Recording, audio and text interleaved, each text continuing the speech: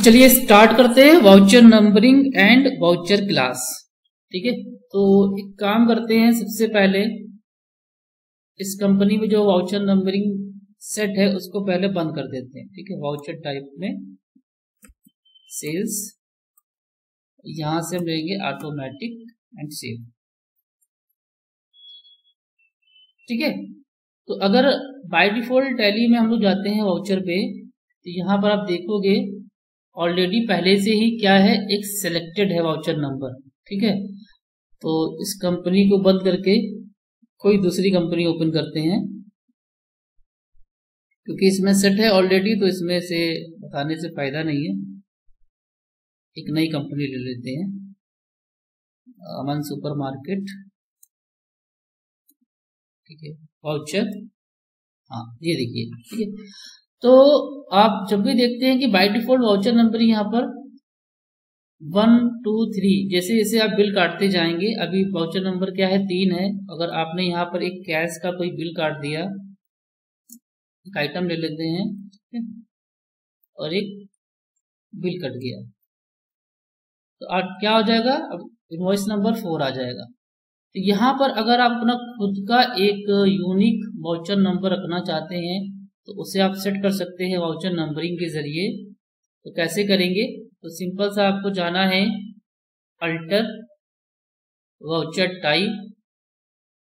Voucher type के जाने के बाद आपको जिस भी वाउचर में सेट करना है, ज्यादातर ये होता है सेल वाउचर पे। ठीक है, तो हम यहाँ पर लेंगे सेल वाउचर। आप कोई भी वाउचर पे सेट कर सकते हो। तो सेल वाउचर पे जाने के बाद आपको यहाँ पर एक ऑप्शन मिलता है मेथड ऑफ वाउचर नंबरिंग, कि आपको क्या रखना है। बाय डिफॉल्ट यहाँ पर टैली में होता है ऑटोमेटिक। ठीक है, ऑटोमेटिक में क्या होगा कि जैसे जैसे सेव करते जाएंगे वैसे वैसे नंबर बढ़ता जाएगा। अभी आपने देखा 3 था, 3 के बाद 4 हो गया। ठीक है, और यदि आप ऑटोमेटिक मैनुअल ओवरराइड कर देते हैं तो क्या होगा, यहाँ पर देखिए मैंने ऑटोमेटिक मैनुअल ओवरराइड किया, यानी इसको हम यस कर देंगे और इसको सेव कर देंगे। ठीक है, सेव करने के बाद फिर से जाएंगे वाउचर पे, तो अब देखिए कि कर्सर यहाँ पर पहुंच गया है। तो ऑटोमेटिक तो नंबर आएगा, साथ साथ में मैनुअल आप जो भी नंबर रखना चाहे रख सकते हैं। ये होता है ऑटोमेटिक मैनुअल। ठीक है, अब फिर से चलते हैं अल्टर पे, वाउचर टाइप सेल्स। ठीक है, तीसरा क्या है, मैनुअल। ठीक है, मैनुअल में आपको हर बार नंबर एंटर करना पड़ेगा, ऑटोमेटिक कुछ भी नहीं आएगा। देखिए यहाँ पर मैनुअल कर दिया मैंने, और फिर से चलते हैं क्रिएट वाउचर पे, alt G, create voucher cell. देखिए कोई भी नंबर नहीं आ रहा है, यहाँ पर आपको मैनुअल हर बार नंबर एंटर करना पड़ेगा। तो मैनुअल करने से ये हो जाता है। ठीक है, फिर से आते हैं सेल्स पे, फिर एक आता है मल्टी यूजर ऑटो।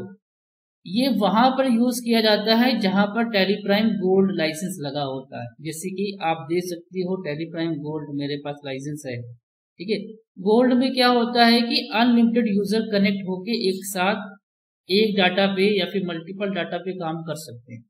तो फॉर एग्जाम्पल मान के ये चलिए कि ये कंपनी है अमन सुपर मार्केट, इस पे हम भी काम कर रहे हैं। इसमें हमारा एक क्लाइंट यूजर है ब्रजेश, वो भी काम कर रहा है, प्रभाकर भी काम कर रहे हैं, सानिया भी काम कर रही हैं, कई सारे लोग काम कर रहे हैं, और सभी लोगों ने एक साथ सेल वाउचर को एंटर किया।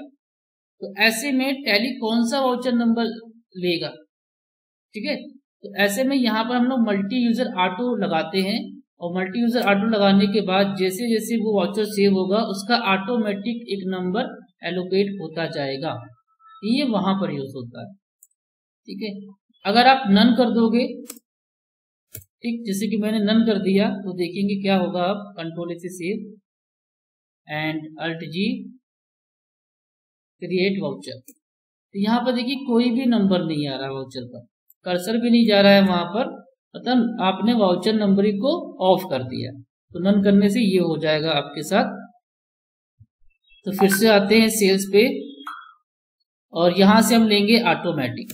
ठीक है, तो हम लोग ऑटोमेटिक पे ही सारा सेटिंग करेंगे। अब मान लीजिए कि आपके सामने एक कंडीशन रख दी गई कि एक इनवॉइस नंबर है जो कि कुछ इस तरीके से सेट करना है, जैसे कि AS/01/2223। ठीक है, तो ये आपको सेल वाउचर रिकॉर्ड करते समय ये नंबर चाहिए। तो पहले तो आपको इस नंबर को समझना होगा, तभी आप इसको सेट कर पाओगे। ये सारी चीजें कहाँ से सेट होती हैं? यहाँ से सेट होती है, यहाँ से सेट होती है। Use advance configuration. ठीक है, तो आप इसको यस करोगे। यस करने के बाद आपके सामने ये पैरामीटर आ जाएगा। यहाँ पर 3 कॉलम मिलेंगे, रीस्टार्ट, प्रीफिक्स एंड सफिक्स। ठीक है, तो अगर आपके पास इस तरीके से कोई भी नंबर दे देता है सेट करने के लिए, तो पहले तो आपको इस नंबर को समझना होगा कि किसे क्या बोलते हैं।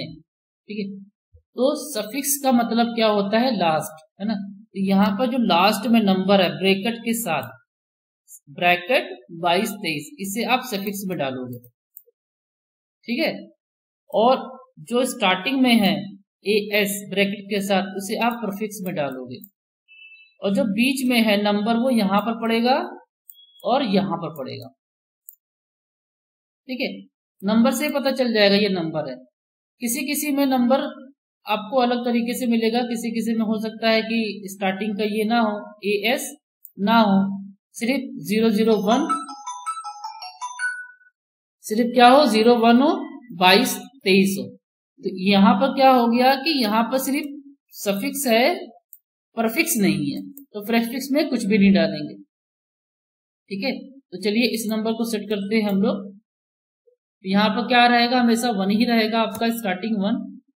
न्यूमेरिकल पार्ट कितने अंकों का है? जैसे कि मैंने बोला था 01, तो मतलब कि 2 अंक हो गए इसमें, 01। 0 आपको स्टार्टिंग में चाहिए कि नहीं चाहिए? उसके लिए ये है, तो यहाँ पर कर देंगे यस, 0 चाहिए। और रीस्टार्ट में हम कुछ भी चेंजेस नहीं करेंगे। फिर इसके बाद हमें जाना है 1 अप्रैल, क्या था? AS ब्रैकेट के साथ रखेंगे। ठीक है, और 1 अप्रैल ब्रैकेट 2223। तो ये यहां से हमने क्या कर दिया? अपना एक यूनिक वाउचर नंबर सेट कर दिया। ठीक है, अब इसको कर देंगे सेव। सेव करने के बाद Alt G करके अगर आप वाउचर पे जाके देखते हैं, ये देखिए आपका वाउचर नंबर सेट हो गया है AS04, क्योंकि इनवॉइस नंबर 4 है ये, और 2223 यहाँ पर आ गया। ठीक है, तो इस तरीके से आप वाउचर नंबर सेट कर सकते हैं। इस नंबर को अगर आप मंथ वाइज भी चेंज करना चाहें तो वो भी कर सकते हैं, वो थोड़ा सा दिखा देते हैं। अब जैसे कि ये अप्रैल है, ठीक है, हम चाहते हैं कि 1 मई से वाउचर नंबर में सफिक्स ना दिखाई दे, सिर्फ सफिक्स रह जाए, ब्रैकेट 2223। तो आप देख सकते हो कि मैंने प्रीफिक्स में कुछ भी नहीं डाला। ठीक, सेव कर देते हैं, सेव कर देते हैं, और Alt G करके चलते हैं क्रिएट वाउचर। तो अभी क्या है, अब यहां से वाउचर पे आते हैं। ठीक, डाल देते हैं 15 अप्रैल। तो अभी देखिए यहाँ पर इस तरीके से नंबर आ रहा है। ठीक है, और अगर यहाँ पर हम कर देते हैं 2 मई, नहीं, चेंज नहीं हुआ, चेंज होना चाहिए था, इसका मतलब कुछ गड़बड़ हो गया वहां पर। क्या करेंगे? Alter master voucher type sales, एक गलती कर दी थी हम लोग ने, वहां पर ईयरली लिया था, मंथली नहीं लिया। यहाँ पर देखो क्या है, ईयरली है, इसे हम मंथली कर देंगे। ठीक है, मंथली मैंने यहाँ पर कर दिया। ठीक है, सेव। अभी बाहर आते हैं, 16 अप्रैल नंबर ये आ गया। ठीक है, और अगर यहाँ पर 5 मई करते हैं,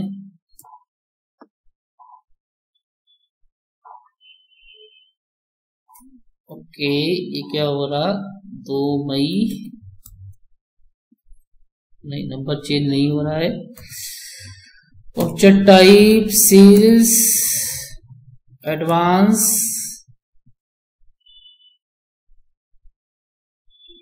वाउचर डेट कौन सी है वहां पर? 22 की है। ठीक है, 22। समझ में आ रहा है ना कहां से कर रहे हैं?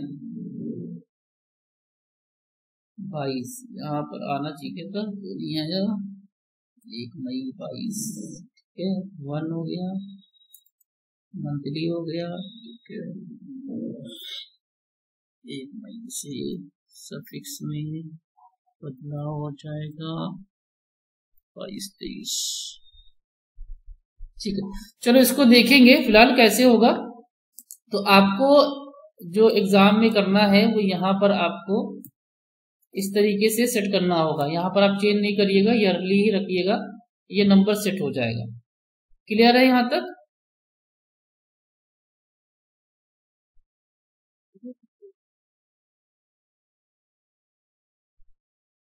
क्लियर है?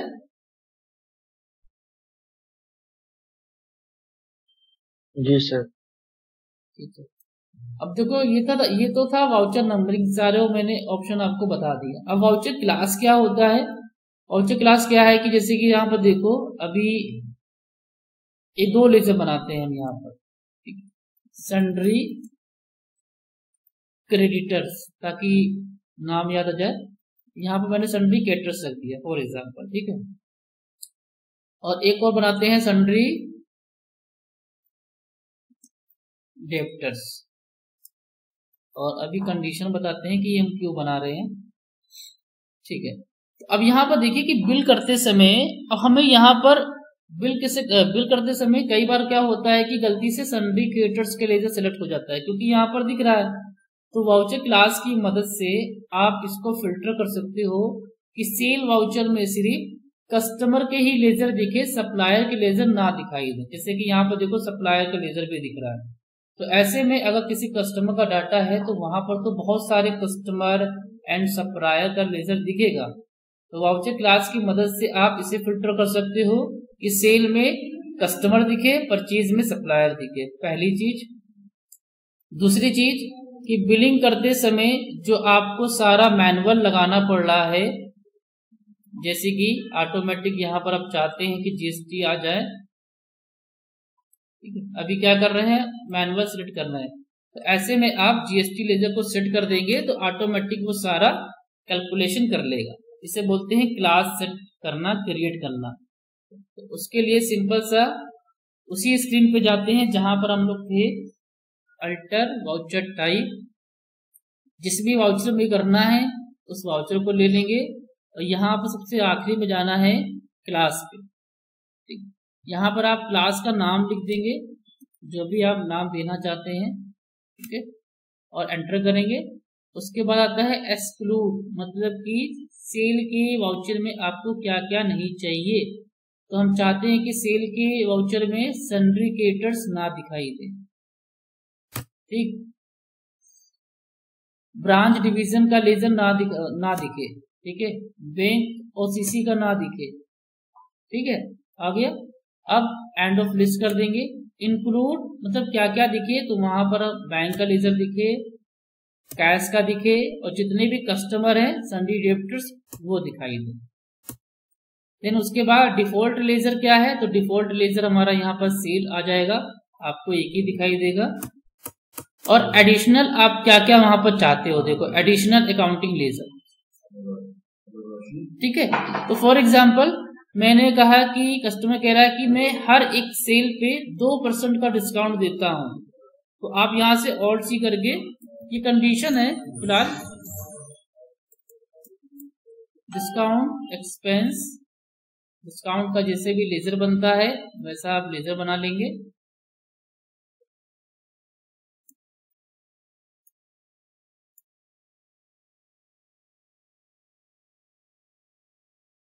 As on total sale minus का 2% डिस्काउंट, नॉर्मल राउंडिंग 1, ठीक है। और चाहते हैं कि ऑटोमेटिक सीजीएसटी आ जाए, ऑटोमेटिक एसजीएसटी आ जाए, ऑटोमेटिक आईजीएसटी जिस हिसाब का ट्रांजेक्शन है वो आ जाए, और ऑटोमेटिक आप क्या क्या चाहते हैं वहां पर वो सारा यहाँ पर आप क्रिएट कर लोगे,